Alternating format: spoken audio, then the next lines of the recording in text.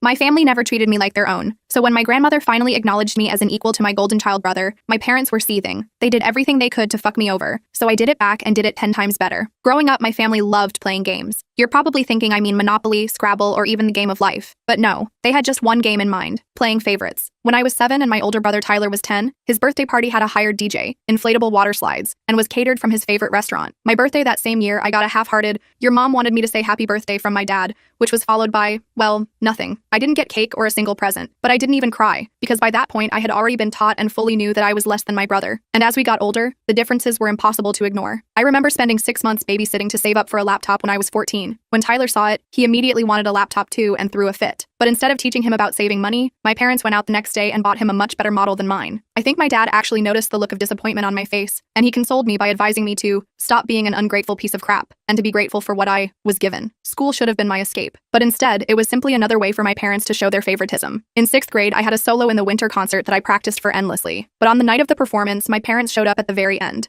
Their excuse for barely showing up was comforting Tyler after he got an eyelash in his eye. When I expressed my hurt feelings later that night, my mom said I was being dramatic and should be more understanding of my brother's health issues. Academically, nothing I did seemed to matter. I joined the debate club, maintained straight A's throughout middle school, and even won first place in a statewide writing competition. But my parents just kept reminding me I wasn't good enough. They literally told me to be more like Tyler, and only then would they love me more. Ironically, if I was like Tyler, I would have been failing. I remember when Tyler got a D- up to a C- in his Algebra 1, my parents took him out for a celebratory dinner and bought him $1,000 concert tickets as motivation to keep improving. Meanwhile, for me, my parents would ground me for coming home 10 minutes late from studying at the library. I remember Tyler would set off the house alarm at 4 a.m., reeking of beer, and they'd just chuckle before muttering their favorite phrase of all time, "Boys will be boys." In junior year, I was one of 3 students from our state selected for a prestigious summer program at Stanford. I was ecstatic. When I shared the news at dinner, my mom said, "Okay, why are you telling me this?" My dad just grunted and asked who would feed the dog while I was gone. The next day, I overheard my mom telling her friend on the phone that I was always trying to make Tyler feel bad with my fancy academic stuff. When I needed a ride to the airport for Stanford, my parents couldn't take me because Tyler had a game and they'd die before missing one of Tyler's games. So I had to ask my friend's parents for a ride. My friend's mom made a point to take photos of me boarding the plane to commemorate the occasion. She even sent me care packages during the program, something my own parents never thought to do. The college application process was another nightmare, but long story short, I got a scholarship. I tried to hide it, but then my mom found the letter and suggested I decline it because someone else probably deserves it more. Meanwhile, my parents were completely understanding when Tyler barely graduated high school and decided not to go to college. They even bought him a truck as a graduation gift. But later on, they did end up leaving me with something: a diagnosis of depression and anxiety. It took years to build my self-esteem and learn to validate myself instead of seeking my parents' approval. My therapist helped me recognize patterns of seeking external validation and people-pleasing that stemmed directly from my childhood experiences. My immediate family wasn't supportive, but I managed to build a decent life anyway. I graduated college with honors, landed a good job in marketing, and even bought my own condo by 29. I seemed to be the only one who's proud of my accomplishments, but I didn't care anymore. And just when I thought the worst was behind me, it was only getting started, because that's when the next set of drama began. My grandmother on my mom's side passed away recently. She was a successful restaurant owner who built her business from scratch and left behind a substantial estate. In her will, she divided her assets equally among her grandchildren, me, Tyler, and our cousins,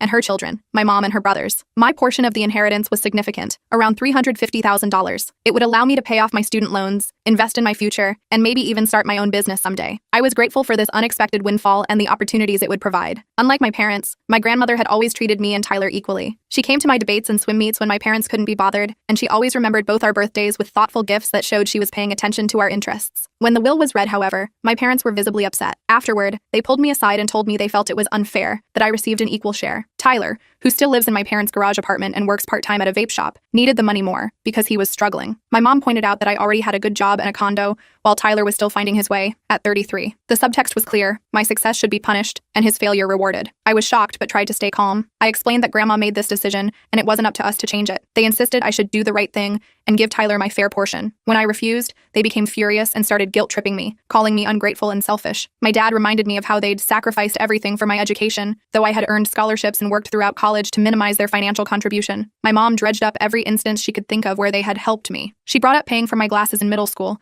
buying basic school supplies, and letting me live at home during my first year of college, even though I worked part-time to contribute. She conveniently forgot about the truck they bought Tyler, the countless shopping sprees, and the fact that they still support him at 33. She didn't mention the time they refused to help me pay for a class trip that all my friends were going on, but then took Tyler and his friends to a professional basketball game the very next weekend. Things escalated quickly. My mom, who was acting as executor of the will, announced she would be interpreting Grandma's intentions and giving Tyler my entire share in addition to his own. She claimed Grandma would have wanted it this way if she had understood our unique family situation. She even suggested that Grandma had been confused in her final years, despite everyone else agreeing that my grandmother had been sharp as a tack until the end. I was devastated. This was not only clearly illegal, but also a painful reminder of how little my parents valued me. I tried reasoning with them, pointing out that Grandma had always treated all her grandchildren equally and was well aware of our circumstances. She knew exactly what she was doing, I insisted. She talked to me about her will last Christmas and specifically mentioned wanting to help all her grandchildren have opportunities. My dad accused me of speaking ill of the dead by suggesting Grandma would have wanted anything different from what my mom was proposing. I mentioned specific memories of Grandma encouraging my academic and career goals, but my parents dismissed these as misinterpretations. My mom claimed I was always twisting things to make myself look better, a tactic she'd used throughout my childhood whenever I questioned the fairness of their actions. They claimed Grandma had privately expressed concern about Tyler's future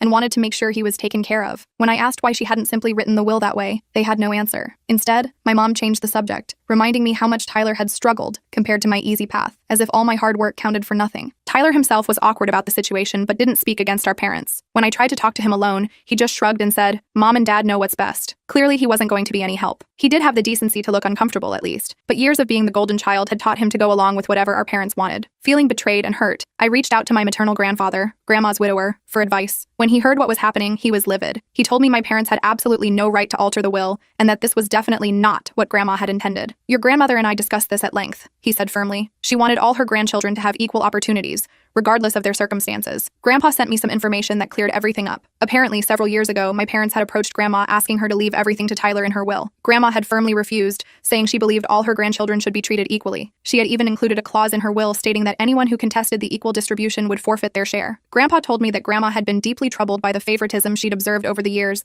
and had confided in him many times about her concerns for my emotional well-being. Armed with this information, I confronted my parents. They were shocked that Grandpa had revealed their earlier attempt to influence the will. My mom tried to defend it by saying they were only looking out for Tyler's future, but I could see the guilt on their faces. For possibly the first time ever, they seemed genuinely ashamed of being caught in their favoritism. My dad couldn't even look me in the eye. Grandpa took immediate action. He contacted the other executors of the will and their attorney. He also reached out to my mom's brothers, who were equally outraged at what she was trying to do. Together, they put a stop to my mom's scheme and ensured the will would be executed as written. My Uncle Mark was particularly vocal, telling my mom that her behavior was disgusting and that he was ashamed to call her his sister. This was the first time I'd ever seen anyone in the family directly confront my parents about their treatment of me. My parents were forced to back down, but they're furious with me. They accused me of not handling this within the family and turning everyone against them. My dad ranted about how I had torn the family apart and betrayed them. When my mom threatened to cut me out of their will completely, I told her I never expected anything from them anyway. "You've made it clear all my life where I stand," I said quietly. "Why would I expect anything different now? Now they're threatening to cut off all contact if I accept the inheritance." My dad even said I wouldn't be welcome in their home if I took money that should go to Tyler. In a particularly low blow, my mom said that accepting the money proves I never really loved them and was just waiting to profit from their death. "After everything we've done for you," she cried dramatically, as if providing basic necessities to a child deserved eternal gratitude and obedience. "The extended family is divided. Some of my cousins are supportive, understanding the long-standing favoritism and respecting me for standing up for myself. Others think I should have given in to keep the peace because family harmony is more important than money. My cousin Rachel told me that while she understood my position, sometimes it's easier to just go along with things to avoid drama, a perspective I've heard all my life but I'm finally ready to reject. My mom's brothers are definitely on my side, which has strained their relationship with her as well. My Uncle James pulled me aside at a family gathering and told me how proud he was of me for standing my ground. "Your grandmother would have been proud too," he said. "She always admired your resilience." That meant more to me than he could possibly know. Tyler is caught in the middle of all this. He privately told me he feels bad and didn't ask for this, but he's not willing to stand up to our parents. He's been trained his whole life to depend on them and seek their approval, so I don't completely blame him. Still, part of me wishes he would stand up for me just this once. "I know it's not fair," he admitted during a rare moment of self-awareness, "but I don't know how to say no to them. I never have. This situation has brought up a lot of old pain and resentment. I find myself remembering all the times I was overlooked or dismissed in favor of Tyler. The missed birthdays, the school events my parents skipped, the achievements that went unacknowledged. There was the time I broke my arm in 8th grade, and my mom made me wait 6 hours for treatment because she didn't want to miss Tyler's soccer practice. Or when I graduated college with honors, and they left immediately after the ceremony to attend Tyler's recreational softball game, missing the celebratory dinner I had planned. This one incident feels like it's bringing to a head a lifetime of unfairness. While the whole situation has caused a major rift in the family, I'm standing my ground and plan to accept my inheritance as Grandma intended. My parents barely speak to me, and family gatherings have become awkward. I skipped our monthly family dinner last week for the first time ever because I couldn't face the cold shoulders and accusatory glares. My aunt called later to check on me, saying she understood why I stayed away but missed seeing me. It was a small gesture that helped me feel less isolated. Despite the chaos, a small part of me feels empowered. For the first time in my life, I'm challenging my parents' unfair treatment. I'm asserting my worth and refusing to be written off. It's both terrible and liberating at the same time. My therapist says this is a crucial step in my healing journey, learning to advocate for myself even when it's uncomfortable or causes conflict. Though I believe I'm in the right here, the family drama is taking its toll. I've started having anxiety attacks again, something I haven't experienced since college. I'm considering going back to therapy to help manage all this stress. Last night, I had a panic attack so severe that my neighbor heard me crying and came over to check on me. The physical manifestation of this emotional turmoil is something I hadn't anticipated. Am I wrong for refusing to comply with my parents' demands and accepting my inheritance? Should I have just given Tyler the money to keep the peace? I'm tired of being the family scapegoat, but I'm also afraid of losing my family completely. Any advice or perspective would be greatly appreciated. Update. 6 months later. So much has happened since my original post. I want to thank everyone for their support and advice. It truly kept me going through some difficult times. First, the legal stuff. I took the advice many of you gave and consulted my own lawyer. He confirmed I had every right to my inheritance, and that what my mom attempted was indeed illegal. He helped me document everything and prepare to take legal action if necessary. He also advised me to keep all communication with my parents in writing as much as possible, which turned out to be excellent advice given what followed. Thankfully, it didn't come to that. My grandfather and his attorney, along with my uncles, handled everything without court involvement. I received my full inheritance, and the will was executed exactly as written. My mom was removed as an executor because of her attempt to manipulate the will. The process took several weeks of tense meetings and angry phone calls, with my parents threatening lawsuits, but ultimately the law was clear and they had to back down. My grandfather's attorney was particularly helpful, explaining to my parents in no uncertain terms the potential legal consequences of their actions, including possible criminal charges for attempted fraud. The family fallout, however, is still ongoing. Initially, my parents doubled down on their position. They accused me of being greedy and neglecting my brother. They also tried to turn other family members against me, spreading rumors that I had somehow manipulated Grandma into giving me money. My mom even claimed I had always been Grandma's favorite, an ironic accusation coming from someone who had so blatantly favored one child over the other. Fortunately, most of the family saw through their tactics. About a month after the will was settled, there was one particularly ugly incident at a family gathering. My parents showed up uninvited to my uncle's house. He was hosting and hadn't invited them, and created a scene. My dad started yelling about how I had stolen from Tyler and turned Grandpa against them. My mom threw a photo album at my feet. It was awkward and horrible. It took several relatives to calm things down and convince my parents to leave. My 10-year-old cousin was in tears, and my aunt had to explain to her that sometimes grown-ups don't behave like grown-ups. I felt terrible that my family drama had affected a child. My grandfather has been my strongest ally through all of this. He shared stories about how Grandma had always been proud of my achievements, and how she specifically wanted to ensure all her grandchildren had equal opportunities. He revealed that Grandma had kept a folder of my accomplishments, newspaper clippings of academic awards, copies of my college acceptance letters,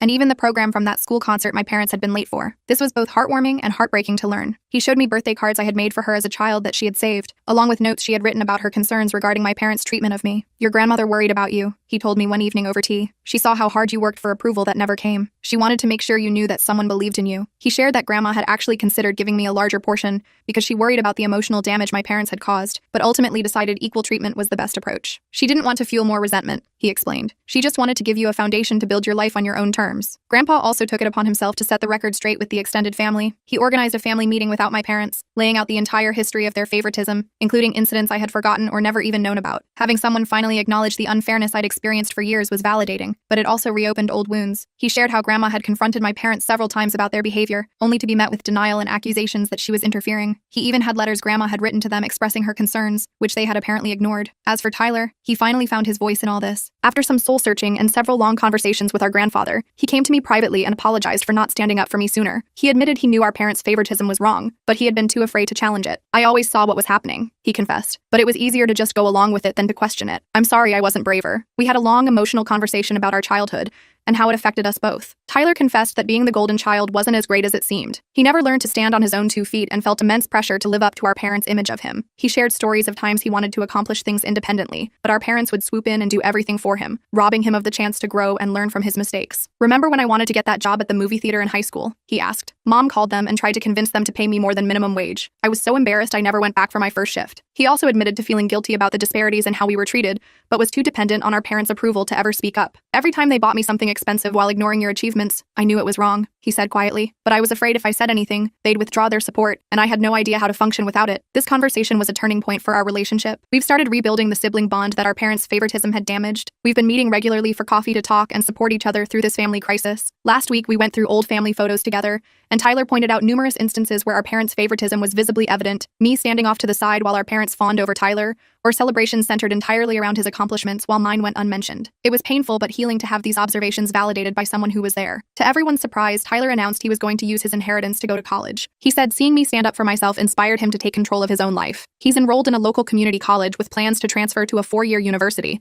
once he decides on a major. He's considering psychology, inspired by the insights he's gained through our family therapy sessions. Our parents were shocked. I think they're beginning to realize their coddling hasn't done Tyler any favors. I'm nearly 34, he told them firmly. It's time I figured out who I am without you making all my decisions. My parents' reaction to all this has been mixed and evolving. Initially, they lashed out at both of us in anger. They tried to guilt Tyler into dropping out of college to support the family, since I had turned him against them. When that didn't work, they changed tactics. They attempted to sabotage his efforts by scheduling family emergencies during his exam week and suggesting he was too fragile for academic pressure. Thankfully, Tyler recognized these manipulation attempts and set firm boundaries. After several lengthy conversations with my grandfather, and seeing Tyler's positive transformation, my dad has started to recognize how damaging their behavior has been. He's made some tentative steps toward reconciliation, even starting therapy to address his issues. He reached out to apologize, acknowledging his unfairness and asking for a chance to make things right. It's a slow process, and while I'm cautiously hopeful, I'm also maintaining strong boundaries. During our last conversation, he admitted that he had always found it easier to connect with Tyler because they shared interests like sports, while my academic achievements intimidated him. I didn't know how to relate to you, he confessed, but that's no excuse for making you feel less important. Unfortunately, my mom has been less willing to acknowledge any wrongdoing. She's still angry and sees herself as the victim in all this. She's been cold toward Tyler since he decided to go to college and barely speaks to me at all. She's made a few attempts to manipulate us, threatening to sell our childhood home if we don't come to our senses, or forgiving us if we admit we were wrong. We're both standing firm, but it hurts to see her push both her children away like this. During one particularly difficult phone call, she broke down crying, saying she didn't understand why her children were betraying her after she had sacrificed everything for us. When Tyler gently suggested family therapy, she hung up and didn't speak to him for 2 weeks. The dynamics in the extended family have shifted dramatically. I've become closer to my uncles, who have been incredibly supportive, and my grandfather. My uncles have shared stories of dealing with my mom's difficult behavior over the years, which has made me feel less alone in this struggle. My uncle James revealed that my mom had always been their parents' favorite too,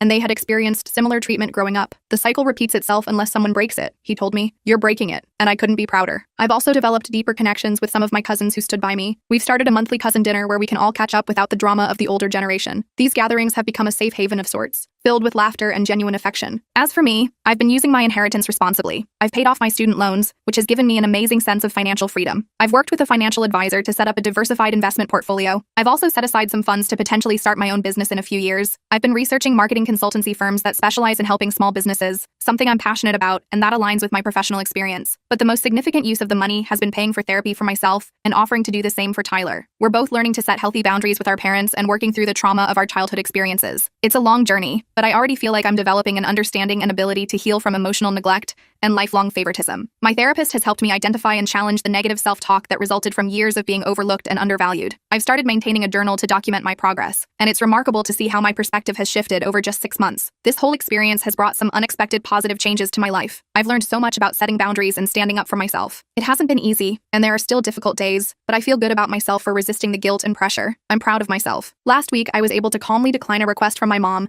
that would have violated my boundaries without feeling guilty afterward. A small victory that would have seemed impossible a year ago. One of the most surprising outcomes has been a shift in my career path. Dealing with all this family dysfunction and going through therapy has helped me realize how passionate I am about helping others who have experienced similar family dynamics. I'm considering going back to school to become a family therapist, specializing in adult children of emotionally immature parents. I've also started volunteering at a local youth center, mentoring kids from challenging family backgrounds. Being able to provide the kind of support and encouragement I wish I'd had as a child is incredibly fulfilling. I'm even thinking about using some of my inheritance to establish a scholarship fund for kids in similar situations. Working with these children has given me a sense of purpose I hadn't anticipated. Seeing their faces light up when they receive genuine praise and encouragement reminds me of how powerful validation can be for someone who rarely receives it. My relationship with Tyler continues to improve. We have a monthly sibling day where we do something fun, just the two of us. Our hiking trip last month was the most relaxed and connected we've felt since we were small children. Without our parents' influence, we're slowly rebuilding our relationship on our own terms. He shared some of his own struggles with anxiety and imposter syndrome, issues that stem directly from the pressure of being the golden child. In turn, I've opened up about my perfectionism and fear of rejection. We're learning to be authentic with each other, without the roles our parents assigned us. As for my parents, things remain complicated. My dad is trying to rebuild our relationship. He's been attending therapy regularly and has started to recognize some of the damage his favoritism caused. We've had a few one-on-one lunches where we've had some honest, though difficult conversations about our past and future. It's not perfect, but there's progress. Recently, he attended one of my professional speaking engagements, and for the first time in my memory, told me he was proud of me without qualifying it or comparing me to Tyler. My mom continues to resist change. She still insists she did nothing wrong and that Tyler and I should be grateful. She refuses to be in the same room with me,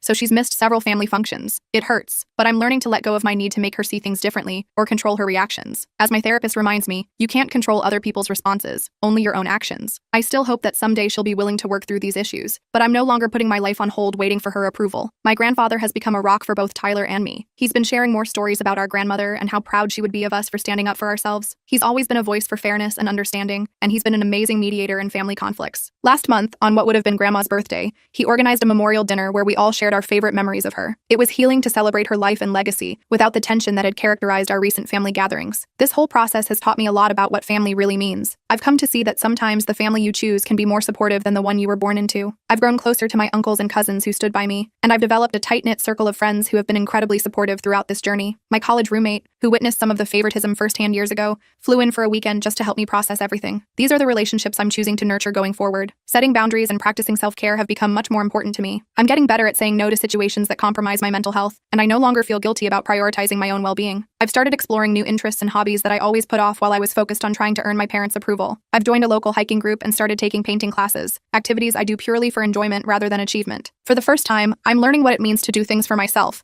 rather than to earn someone else's validation. To anyone in a similar situation, I would say, don't let anyone make you feel bad for receiving what is rightfully yours. It's okay to stand up for yourself, even if it creates conflict. Family dynamics can be complicated, but you deserve to be treated fairly. Remember, it's never too late to start building the life you deserve. Get therapy if you need it, surround yourself with supportive people, and don't be afraid to set boundaries. Your worth is defined by who you are as a person, not by how your family treats you. The journey isn't easy, but reclaiming your sense of self-worth is possible and absolutely necessary. Thank you again to everyone for your advice and encouragement. It meant more than you know during a really challenging time. The road hasn't been easy, but I'm excited about the future and feel a confidence in myself that I haven't experienced in years. I'm looking forward to seeing where this new chapter of my life takes me, and I'm determined to break the cycle of favoritism and create healthier relationships in my own future family. Whether or not my parents ever fully recognize the impact of their actions, I know my own path forward is becoming clearer every day. As Grandma would have said, sometimes the strongest thing you can do is simply to remain standing when others try to push you down.